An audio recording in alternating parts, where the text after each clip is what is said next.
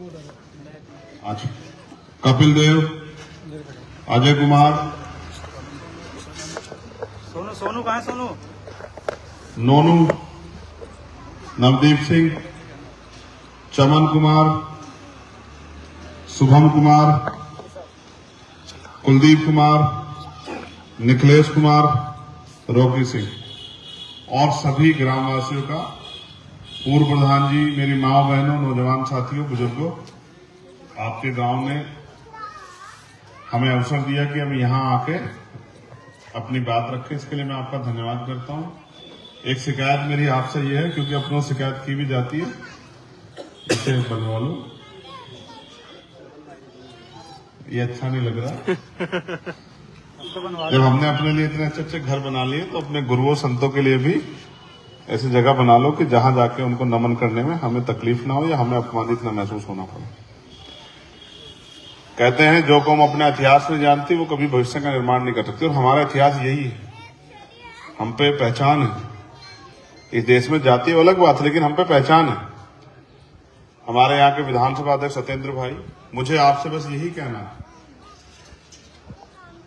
हमें कोई भी चीज मांगने से नहीं मिली और ना ही किसी ने हम पे दया करके कोई चीज हमें दी कि किसने हमारे रोते हुए चेहरे देखे, हमारी पेट की भूख देखी, हमारे टूटे हुए घर देखे और हमसे कहा कि तुम पे चीज की कमी है, तुम ये ले लो। ऐसा नहीं हुआ। हमेशा इधर बैठ, हमेशा हमारे बीच के लोगों ने बढ़ चढ़ के लड़ाई में हिस्सा लिया और अपने अधिकारों की लड़ाई लड़ी। याद कर, ऊपर कहीं नीचे में कोई, इसमें कोई छोटा बड़ा है क्या? यहाँ पे अरे बैठना, जब मैं कह रहा हूँ क्यों चिंता कर रहे हैं? इस गैर बराबरी के खिलाफ भी तो लड़ रहे हैं। ये बराबरी है, आप समझो ना, इसमें कोई छोटा बड़ा नहीं है, सब ठीक है। ये तो अमीरों ने बना रखा भाई, जानबूझ के व्यवस्था जिन्होंने बनाई। तो राष्ट्रपिता ज्योतिबा फूले से लेके और छत्रपति साहू जी महाराज, बाबा साहब अम्बेडकर, मान्यवर काशीराम साहब, डॉक्टर फरीदी, चौधरी चरण सिंह, तमाम जो हमारे महापुरुष हुए, संतराम बी प्रजापति, बाबू जगदेव प्रसाद कुशवाहा, जमुना कपूरी ठाकुर, सबने देश में समता समानता का माहौल बने, इसके लिए लड़ाई लड़ी और उनके संघर्षों का परिणाम है कि आज हम इस देश में स्वाभिमान सम्मान का जीवन जी रहे हैं। कुछ भी एक दिन में नहीं बना है। इसके लिए देखो, राष्ट्रपिता ज्योतिबा फूले ने कब स्कूल चलाए, 18 स्कूल खोले, उनकी पत्नी ने अपमान सहा, अन्याय के खिलाफ लड़ाई लड़ी, लेकिन महिलाओं को, बच्चियों को पढ़ाया। वो चाहते थे इस काम को ना करते, लेकिन उनके प्रयास की देन है कि बाबा साहब अम्बेडकर ने उनको गुरु मान के इस काम को आगे बढ़ाया, साहू जी महाराज ने इस बात को आगे बढ़ाया और फिर उनके अधूरे काम को माननीय काशीराम साहब ने परवान चढ़ाया। लेकिन जो काम अभी अधूरा रह गया उसको कौन पूरा करेगा भाई? क्या इस मुल्क में गैर बराबरी खत्म हो गई है? क्या जाति के आधार पर शोषण खत्म हो गया है? क्या ऊंच नीच खत्म हो गई है? क्या सब लोग खुशहाल हो गए? हर व्यक्ति को रोटी कपड़ा मकान आसानी से मिल रहा है क्या? सब बहन बेटियां सुरक्षित है क्या? धार्मिक आजादी मिल गई है क्या? तो आप तमाम तरह की चीजें महसूस करो तो आपको एहसास होगा कि आज भी देश में, वो प्रधानमंत्री खुद कहते हैं कि 80 करोड़ लोग वो हैं कि सस्ता राशन लेते हैं। वो कौन लोग हैं? वो धन्ना सेठों के लोग हैं। वो कौन है? वो सब आपके और मेरे परिवार के लोग हैं, जिन पे आज भी पक्के मकान नहीं, खाने को राशन नहीं है, पीने को साफ पानी नहीं है, अच्छे कपड़े नहीं है और जिनके पास अभी गुरु घर भी नहीं। ये सब कुछ, यहां तक इस देश में पानी को पीने का अधिकार, जहां से जानवर पी लेता था, उस तालाब में पीने के अधिकार के लिए भी बाबा साहब को लड़ना पड़ा। तो कोई हम पे दया नहीं करेगा। ये लोकतंत्र है। राजतंत्र में तलवारों के दम पे राज बदला जाता था, युद्ध होते थे, हजारों हजार लोग शहीद हो जाते थे, सेना आती थी, हाथी पे, घोड़े पे, बंदूकें चलती, तोपें चलती थी, हजारों हजार लोग मरने के बाद राज बदलता था। लेकिन बाबा साहब अम्बेडकर बुद्धिमान व्यक्ति थे, बैरिस्टर थे। उन्होंने हमें वोट की ताकत दी कि हम चाहें तो हजारों साल की गुलामी एक दिन में काट सकते हैं। हमारे अंगूठे में आज वो ताकत है। मैं ना तलवार सीखनी, ना बंदूक चलाना सीखनी, ना कुछ खर्च करना। हमारे अंगूठे में वो ताकत है। हम चाहें तो अपने बीच के व्यक्ति को कुर्सी बिठा दे और हम चाहे बहुत ताकतवर को जमीन में पटक दे। आज जिन लोगों को लगता है कि वो बहुत ताकतवर है और वो लगातार षड्यंत्र करके दलितों का, पिछड़ों का आरक्षण खत्म कर रहे हैं, वो लगातार सरकारी नौकरियां खत्म कर रहे हैं, वो महंगाई बेरोजगारी बढ़ा रहे हैं और गरीबों के खून पसीने कमाई लूट लूट के धन्ना सेठों को दे रहे हैं। नौकरियों में नौकरी नहीं आ रही है, भर्तियों में घोटाले हो रहे हैं और आज भी जुर्म जाति दादागिरी जारी है।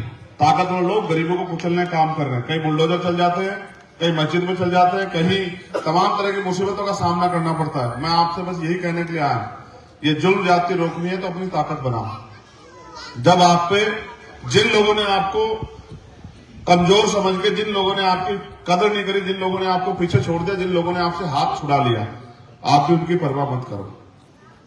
ये लोकतंत्र है। जिन लोगों ने आपको आपके हाल पे छोड़ दिया, भूखे रहने को, मरने को, परेशान होने को, आप देखो ना हालात क्या है। मैं देखता हूं ना, मेरे पिताजी प्राइमरी स्कूल में हेडमास्टर थे, मैंने देखा है जीवन कि अगर जब कोई घर में बीमार होता है तो कर्ज लेना पड़ता है, तब जाके इलाज होता है। अगर शादी करनी हो तो जमीन गिरवी रखनी पड़ती है, कुछ उधार लेना पड़ता है, गहने गिरवी रखने पड़ते, तब गरीब आदमी शादी करता है। क्या है इस देश में, क्या मिला आपको इस देश में 70 साल में? हमारी फटी हुई लोहिया, हमारे फटे हुए कपड़े, हमारी हालात, हमारे टूटे हुए घर और छप्परे बता रहे हैं कि आज भी हम इस देश में गुलामों जैसा जीवन जी रहे हैं। इस देश में अमीरों के कुत्ते भी गाड़ियों में घूम रहे हैं, अमीरों के कुत्तों के पास भी रहने के लिए अच्छे मकान है, गर्मियों में उनके लिए एसी लगता है, सर्दियों में उनके लिए हीटर लगता है, लेकिन हमारे तो जीवन के बारे में कोई सोचता ही नहीं। हमारे बच्चे इलाज करने के कारण सड़कों पर मर जाते हैं, अच्छा भोजन न मिलने के कारण कुपोषण के शिकार होते हैं। इसलिए मैं आपसे कह रहा हूं कि अपनी हालात को पहचानो। मैं नौजवानों से कह रहा हूं, कहां रोजगार, कौन पूछ रहे हैं तुम्हें?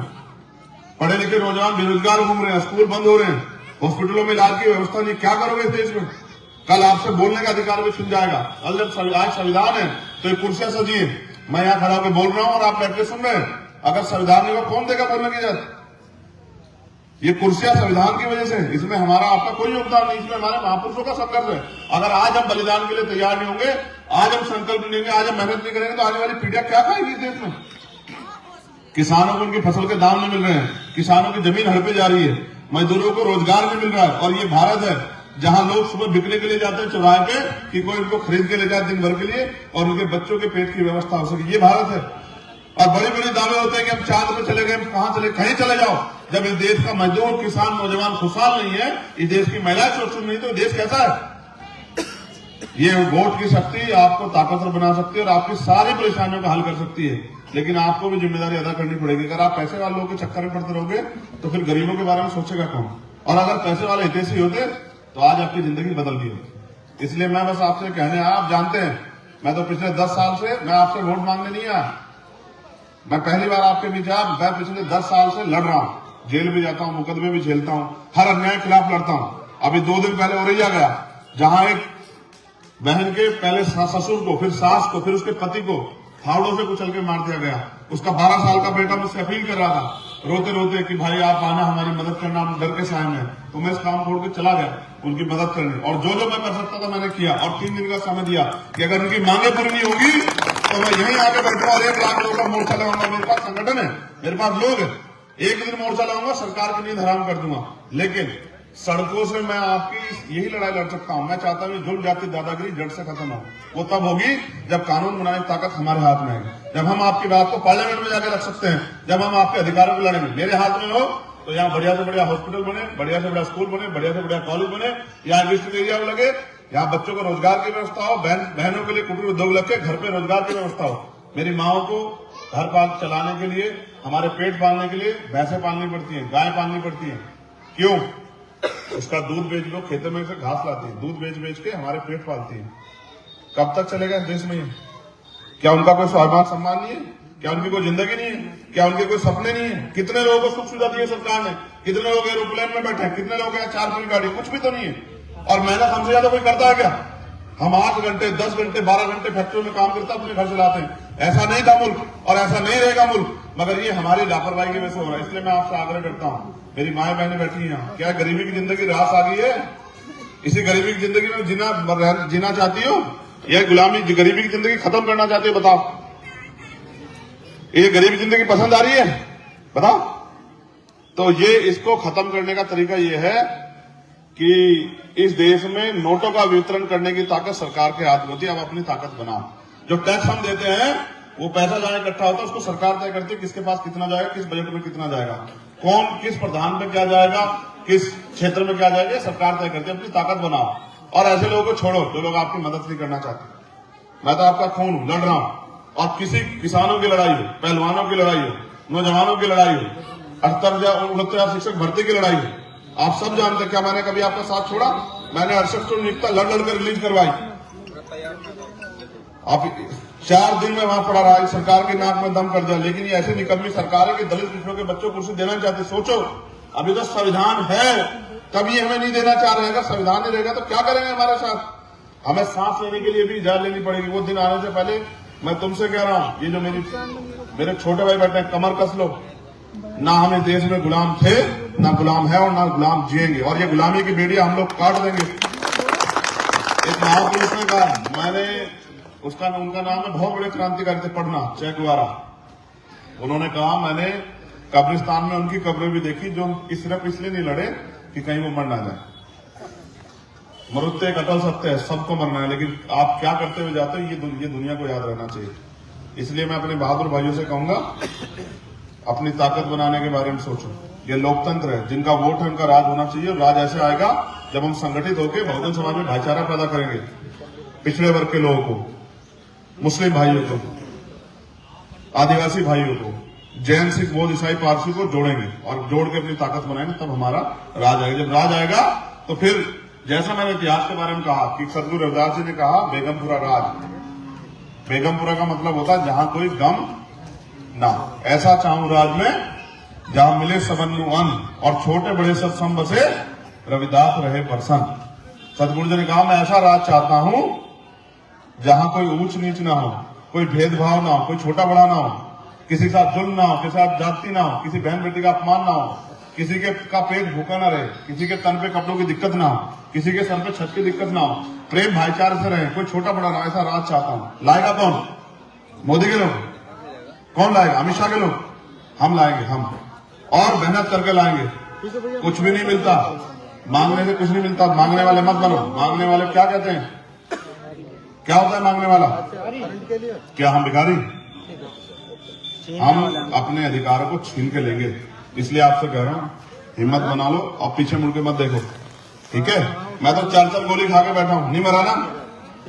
नहीं मरा। क्यों नहीं मरा पता? क्योंकि मेरे ऊपर सदगुरु महाराज का आशीर्वाद है, मेरे ऊपर बहुत सारे लोगों की दुआएं, प्रार्थना है, और वो उन्होंने मुझे चुना इस लड़ाई को लड़ने के लिए। उन्होंने मुझे ताकत दी है कि जाके इस लड़ाई को लड़ो। इसलिए मैं आपके बीच हूं। इसलिए मैं आपसे कह रहा हूं, जब मुझे कुछ नहीं हुआ तो आप क्यों डरे? आओ मैदान में मिलकर इस लड़ाई को लड़ते हैं, कामयाब करते हैं, गरीबों की जिंदगियां बदलते हैं, इनके घरों में उजाले लाते हैं, इनकी आंखों के आंसू पूछते हैं, इनको स्वाभिमान सम्मान का जीवन देते हैं और इस देश में मानवता का राज स्थापित करते हैं। बहुत बहुत धन्यवाद। क्योंकि आज हमारी कितनी मीटिंग है? 9 मीटिंग है, 9। और मैं आपसे आग्रह करूंगा, आज तुमने मेरी बात नहीं मानी, तुम्हें फिर मैं सबक सिखाऊंगा। मैं तुमसे कहता हूं, टेंट मत लगाना, मैं जल्दी आकर अपनी बात को। क्यों नहीं मानते तुम लोग? ये मुझसे कह रहे हैं कि हमारी मानते नहीं, ऐसा क्यों करते हो?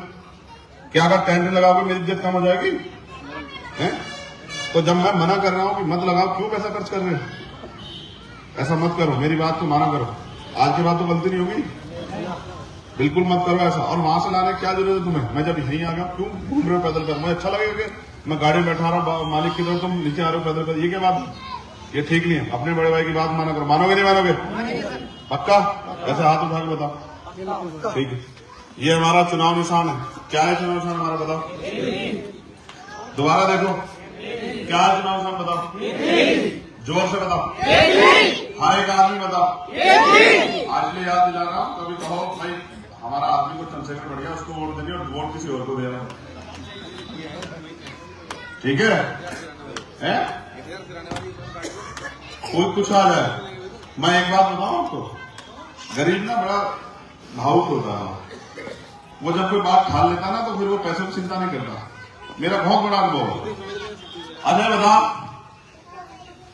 काशीराम साहब ने कहा कि वोट का अधिकार हमें गुलामी से मुक्ति के लिए मिला है, ना कि बिकने के लिए। क्या कोई 1000 रुपए का सरम कार्ड देकर आपकी वोट खरीद सकता है क्या? बताओ, बिकने में बिकाऊ लोग हो गया है? साहब ने कहा वोट की रक्षा बहन बेटी की रक्षा की तरह करनी है, तो बहन बेटी को बेचता है क्या कोई? है? किसी लालच में किसी को सौंपता है क्या कोई? फिर ऐसा क्या हो गया? तुम मरे हुए लोग हो गया है? ये नहीं उम्मीद कर सकता मैं तुमसे, समझ रहे हो? अगर किसी ने कहा अगर पैर में जंजीर नहीं काट पा रहे तो पैर काट लो, लेकिन गुलामी के साथ मत जियो। दुश्मन के 1000-2000 रुपए की परवाह करोगे तो अपने बच्चों के को मरने के लिए तैयार कर दोगे, देश में कुछ बचेगा नहीं। भूख। मैंने ये भी सुना है कि आदमी भूखे पेट रह सकता, अपमानित होकर रहता, दुश्मन की के घी पकवान खा के अपने आप को मजबूत समझ रहे हो क्या? है दुश्मन का तो घी भी भूख के बराबर है और मेहनत का की नमक की रोटी भी घी की रोटी से बढ़िया है। बिल्कुल गलती मत करो, अपने कल इस देश में सब खत्म हो जाएगा अगर आप इन चीजों की परवाह करोगे। ठीक है, चुनाव चिन्ह पता लग गया आप लोगों को? बताओ कौन कौन मदद करेगा? हमारा हाथ उठाओ जो मदद करेगा। एक हाथ वाले की मानूंगा नहीं, दोनों हाथ उठाओ तब मानूंगा। उठा के रखो, मैं देखूंगा तुम जो कितनी देर में। देखो एक ताऊ जी नहीं उठा रहे, मैं उनको उम्र उठ गई शायद उनकी, ऐसा लग रहा ज्यादा। आप मेरे साथ नहीं हो? जल्दी बताओ। सब साथ है? नहीं लाइट लेकर बैठे हैं पीछे। अच्छा आप उठा लिया, उन्होंने हाथ उठा लिए। अब एक बार हाथ नीचे कर लो, एक बहुत काम की बात आ गई। चुनाव निशान पता लग गया बेटा, सामने से हो जाओ, तुम नुकसान कर दोगे मेरा। अब इधर देखो, इसको भी देख लो क्या लिखा है बताओ। वेरी गुड, अब इसको भी समझ लो। इसके पीछे दो उद्देश्य है। पहला उद्देश्य ये कि दुश्मन बहुत ताकतवर है, उसके पास माफिया बड़े बड़े, उसके पास पूरा मीडिया है जो मीडिया उनके झूठ को भी सच साबित कर देता है, उनके पास एडमिनिस्ट्रेशन की ताकत है, उनके पास पुलिस की ताकत है, उनके पास पैसा है, वो पैसा बांट के वोट खरीदते हैं। तो उनका मुकाबला कैसे हो सकता है? उनका मुकाबला सहयोग से हो सकता है, पहली बात। दूसरी बात, मैं जिनको नेता मानता हूं ना, माननीय काशीराम साहब, उन्होंने मुझे कहा जो सहारा देगा वो इशारा भी देगा। तो मैं आपसे आग्रह करूंगा, जब वो राजा मांडा विश्वनाथ प्रताप सिंह के खिलाफ लड़ने गए ना इलाहाबाद में, तो वो एक नोट एक वोट के साथ मैदान में उतरे। अब मैं उनका चेला होने के नाते, क्योंकि मेरे पिताजी तो कोई धन्ना सेठ नहीं थे, प्राइमरी स्कूल के हेडमास्टर के बेटे थे, आपके यहाँ भी हेडमास्टर होगा कोई, देख लो कितना बड़ा करोड़पति, आप समझ लो। ठीक है, अच्छा मुझे सीबीआईडी इनकम टैक्स वाले मेरा इतने कुछ बिगाड़ सकते, क्योंकि मेरे पास कुछ है नहीं। ठीक है, बस वो मुझे गोली मार सकते हैं, गोली से भी नहीं मर रहा हूं।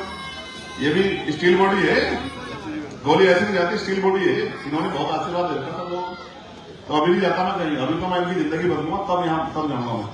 ठीक है, तो आपसे मेरा आग्रह है इस लड़ाई को मजबूत करने के लिए, चाहे आप 1 रुपए का सहयोग दें, लेकिन अपनी ईमानदारी मेहनत की कमाई से सहयोग जरूर करें, जिससे कि मेरी हिम्मत बढ़े और मेरे अंदर ताकत आए कि मेरे लोग मेरे साथ, चाहे करें 1 रुपए का सहयोग भी। मैं ये नहीं कह रहा कि भाई आप बहुत सारे पैसे दे दो, लेकिन इसमें योगदान करो, क्योंकि जिससे लड़ाई, क्योंकि हम सबकी लड़ाई, तो चाहे आप करो 1 रुपए का योगदान, जिससे मेरी हिम्मत बढ़े, लेकिन करो जरूर, इसका ध्यान रखो कितनी। ठीक है, इसका ढक्कन खोलो, अब मैं देखूंगा कि यहां से मुझे कितनी मदद होगी।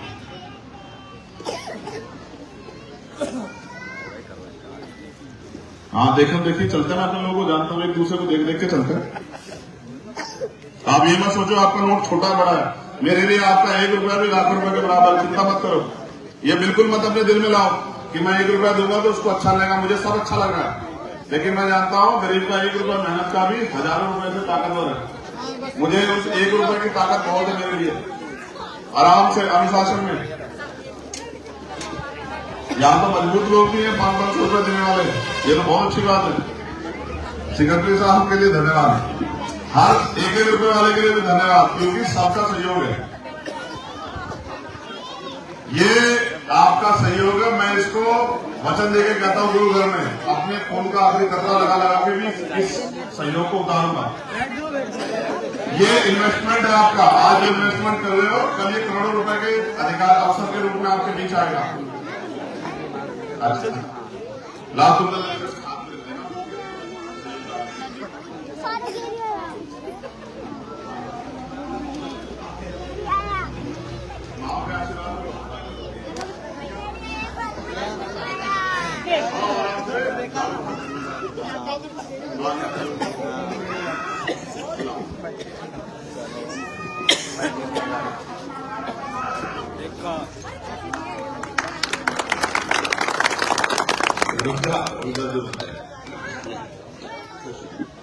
सदगुरु जी मेहर करें। बहुत बहुत धन्यवाद। ये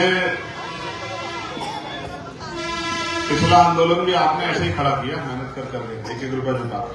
वो अलग बात है कि वो बड़े हो गए, उनको अब दिखाई नहीं देते हमारे लोग, लेकिन चिंता मत करो, जब तक चंद्रशेखर आजाद है किसी भी जुल्म जाति और दादागिरी को रोकने के लिए जी जान लगा देगा। और मेरे भाई मेरे साथ लड़ाई को लड़ने में ऐसे करो, हाथ ऐसे एक आखिरी वादा करो मुझसे,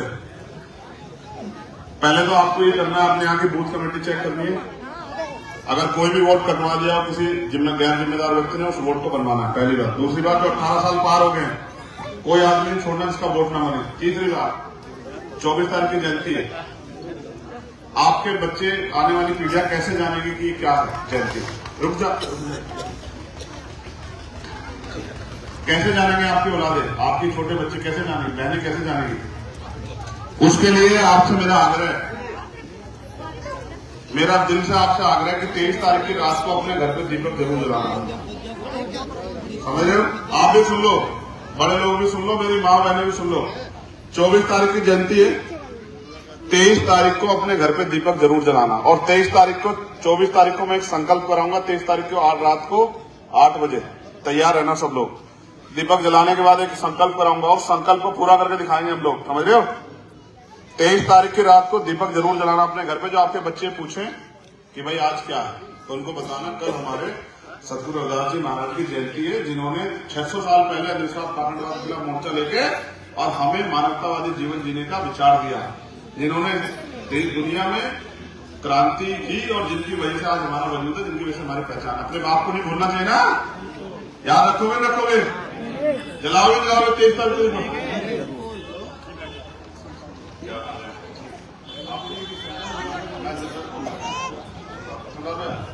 तो अब मैं आपसे जाना चाहूंगा, क्योंकि आज 9 मीटिंग है, एक होगी 8 बाकी है, दौड़ के जाऊंगा।